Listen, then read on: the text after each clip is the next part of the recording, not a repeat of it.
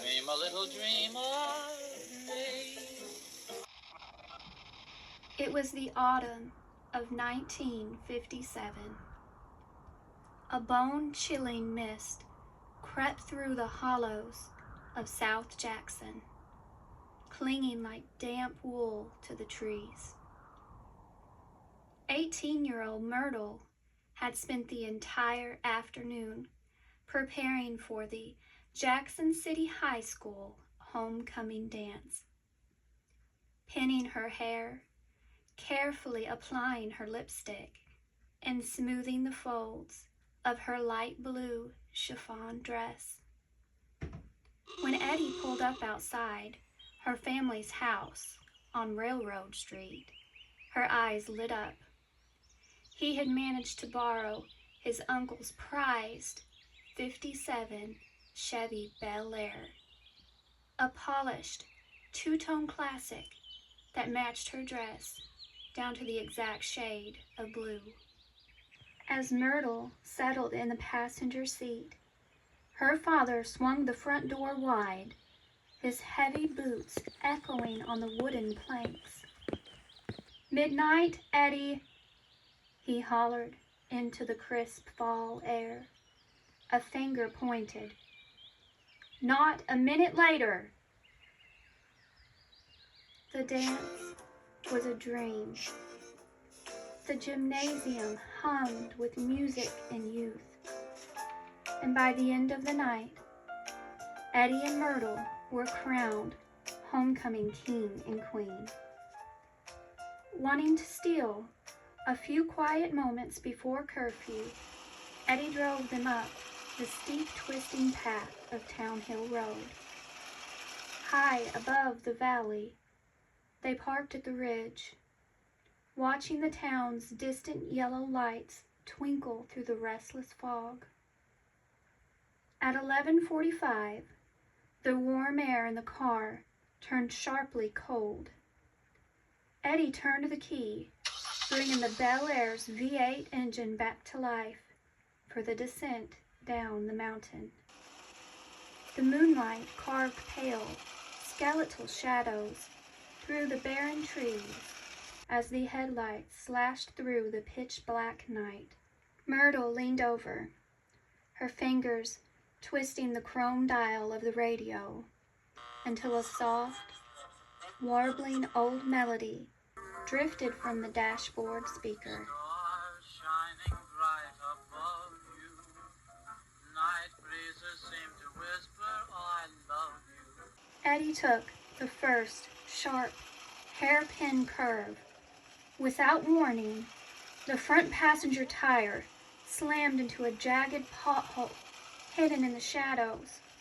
A sharp explosion echoed down the mountain as the tire blew out. Eddie jerked the steering wheel, his muscles straining, but the heavy steel car defied him. Time seemed to slow. The headlights swept wildly across the dark mountain ridges, illumination flashing against the rocks.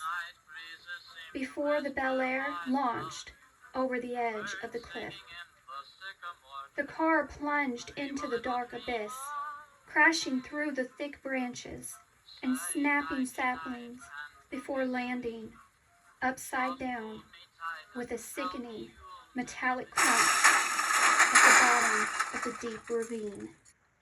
By 1 a.m., thick silence had reclaimed the ridge, broken only by the panicked footfalls of Myrtle's father. Consumed by worry, he had driven up Townhill Road, searching for them. Nearing the summit, he pulled over and killed his engine. Looking across the dark chasm, his blood ran cold. A single, dim, flickering headlight was shining upward from the shadowy depths of the ravine on the far hillside. "Myrtle!" he screamed into the void, his voice cracking against the cold stone walls. "Myrtle!" No voice answered. only the faint, distorted static of the car radio, muffled by crushed metal, whispered the haunting refrain through the trees. Because of the ravine's sheer treacherous drop, the local fire department couldn't reach the wreckage in time. Tragically, neither Eddie nor Myrtle survived the fall. The terrain was so brutal that no tow truck could winch the heavy Chevy from the abyss. Over the years, the rusted Bel Air was abandoned to the elements. Generations passed, and while many forgot the tragedy, local tales began to circulate about the phantom lights drifting across the ridge on autumn nights. Decades later, Clay was visiting family in the upper Holler of South Jackson. As midnight approached, he climbed into his white Dodge Challenger, eager to get home. The moon cast a distinct silver light as he drove down Railroad Street. The fog drifting up from the North Fork of the Kentucky River. To shave 10 minutes off his drive, he turned onto the dark, steeply winding asphalt of Townhill Road. Clay rolled his window down an inch, letting the sharp, crisp autumn night air clear his head. The mountain was suffocatingly dark, wrapped in a heavy, unnatural quiet. No crickets, no rustling leaves, no wind. As he approached the sharpest hairpin curve near the summit, two faint, yellow beams of light materialized out of the dark ahead. Before Clay could process where they had come from, the oncoming vehicle swerved violently, heading straight for his front bumper on a collision course. Clay slammed on his brakes, the tires screaming as he veered toward the rock wall to avoid an impact. But there was no crash. The twin yellow lights drifted effortlessly past his passenger's side window and sailed straight out into the empty air over the cliff face. Clay sat froze in his sideways Challenger, his heart hammering against his ribs. Trembling, he killed his engine, stepped out onto the cold asphalt, and walked to the edge of the drop-off, bracing himself to look down at a fresh disaster. The air around him suddenly felt icy cold, bouncing off the canyon walls, faint and scratched, like a needle on an old vinyl. A melody drifted up through the dark. Clay stepped closer to the ledge, staring down into a tangled sea of thick kudzu vines and black shadows. There were no fresh skid marks, no broken trees, no smoking engine.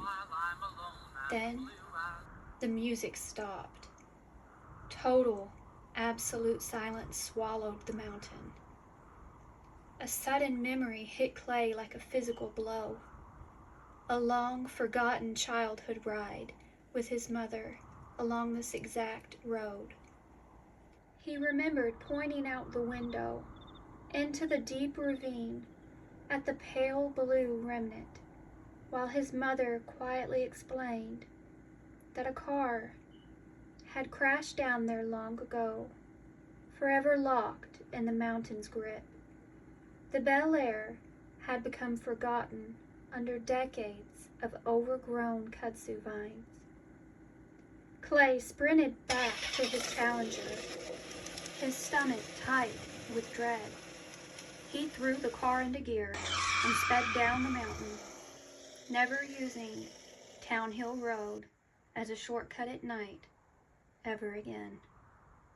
To this day, locals say that when the moon hits the ridge just right on a crisp autumn night, if you kill your engine at the deepest curve, You can still hear a phantom radio softly playing from the bottom of the dark ravine. Right above you.